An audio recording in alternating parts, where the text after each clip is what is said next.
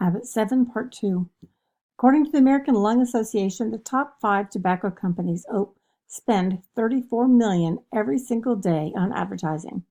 They want your money. After all, a pack of cigarettes a day adds up to about $2,500 a year or more. Just think about how much you could buy with that. Cigarette companies are especially known for targeting teenagers, as if young people could be more easily tricked. Don't let them sucker you. Now, of course, no one plans on getting addicted. It usually starts innocently enough. Too often, though, gateway drugs like alcohol and tobacco lead to marijuana and then eventually on to deadly drugs like cocaine, heroin, opiates, acid, and crystal meth. Some people start using these substances to display their freedom, only to find that addictive drugs destroy their freedom. Believe me, there are far better ways to assert your individuality.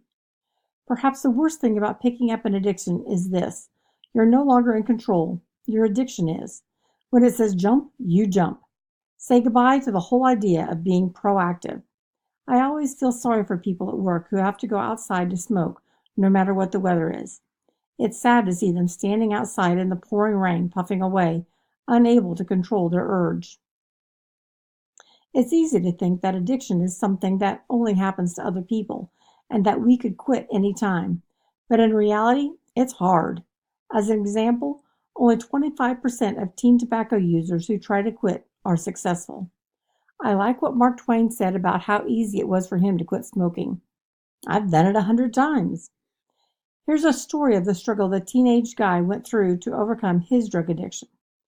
The first time I used any kind of drug or alcohol was when I was 14.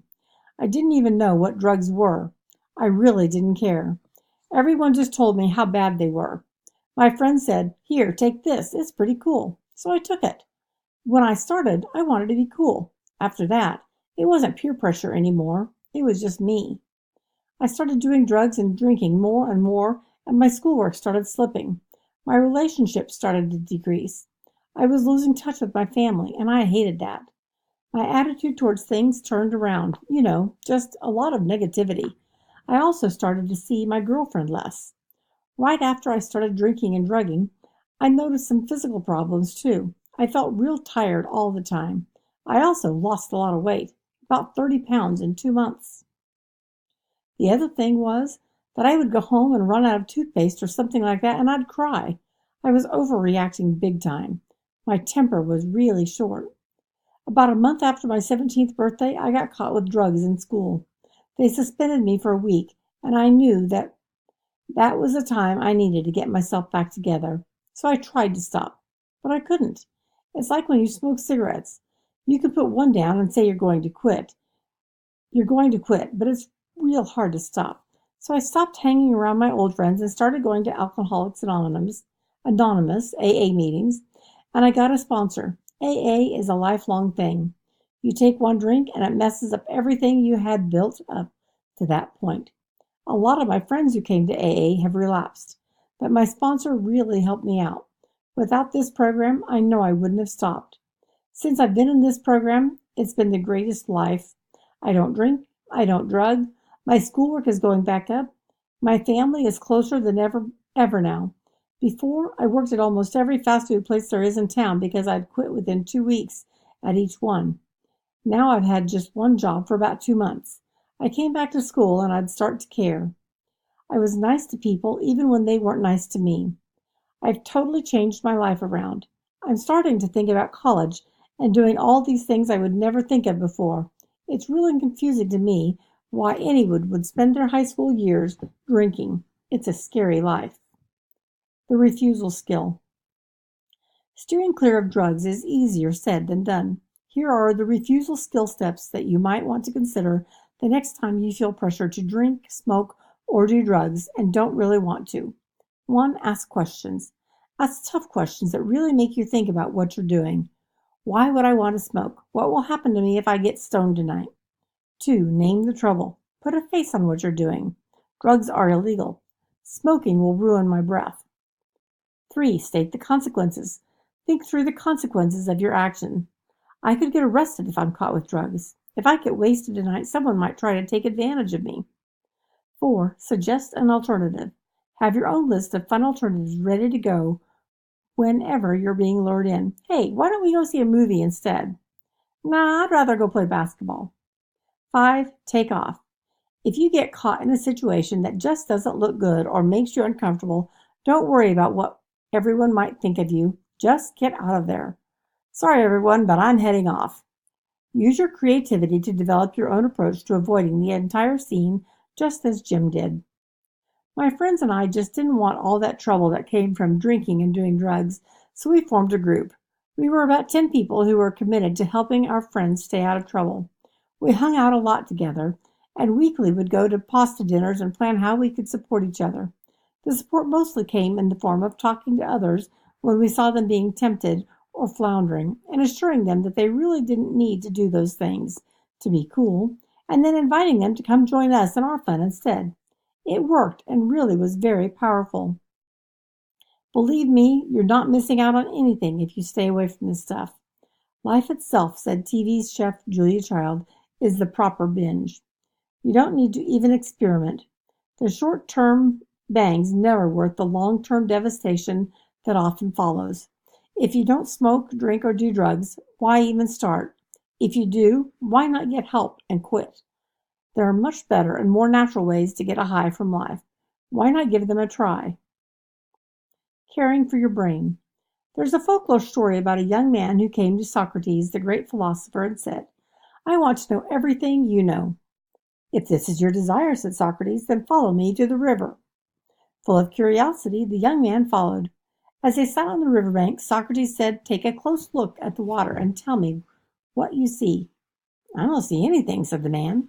Look closer, replied Socrates. As the man peered over the bank and leaned closer to the water, Socrates grabbed the man's head and shoved it under the water. The man's arms flailed wildly as he attempted to escape, but Socrates' strong grip kept him submerged. About the time the man was about to drown, Socrates pulled him up from the river and laid him on the bank. Coughing, the man gasped, Are you crazy, old man? What are you trying to do, kill me? When I was holding you under the water, what did you want more than anything else? Asked Socrates. I wanted to breathe. I wanted air, he cried out. Don't ever make the mistake of thinking wisdom comes so easily, my young friend. When you want to learn as badly as you wanted air just now, then come to me again. The point here is clear. Nothing in life comes easy. You have to pay the price. Everyone has to pay the price. Write that down. Memorize it. Underline it. I don't care what people say. There are no free lunches. What a naive young man to think that he could gain a lifetime of learning without paying the price. But are we any less naive when we think that we can secure a good job and a promising future if we haven't paid the price to develop a strong mind? In fact, getting a good education may just be the most important price you can pay, because perhaps more than anything else, what you do with that mass of gray material between your ears will determine your future. In fact, unless you want to be flipping burgers and living with your parents when you're 30 years old, you'd better start paying the price now. The mental dimension of Habit 7, Sharpen the Saw, means developing brain power through your schooling, extracurricular activities, your hobbies, jobs, and other mind-enlarging experiences. The key to unlocking your future. When researching this book, I asked a group of teenagers in a survey, What are your fears? I was surprised by how many spoke about the stress of doing well in school, going to college, and getting a good job in the future. Said one, What can we do to be certain that we can get a job and support ourselves? The answer is really rather simple. You could try to win the lottery. Your chance of doing that are about 1 in 175 million. Or you could develop an educated mind. By far, this offers your best chance of securing a good job and making a life for yourself. What does it take to have an educated mind? It's more than earning a diploma, though that's an important part of it. It's more than looking up a fact on Wikipedia than thinking you're an expert. An educated mind is like a well-conditioned ballerina. A ballerina has perfect control over her muscles. Her body will bend, twist, jump, and turn perfectly according to her command. Similarly, an educated mind can focus, synthesize, write, speak, create, analyze, imagine, and so much more. To do that, however, it must be trained. It won't just happen automatically. I'd suggest I'd suggest you get as much education as you can. Any further education beyond high school, a college degree, vocational or technical training, an apprenticeship, or training in any of the armed forces will be well worth your time and money. See it as an investment in your future. Statistics have shown that a college graduate earns about twice as much as a high school graduate, and the gap seems to be widening. Don't let a lack of money be the reason you don't get more education.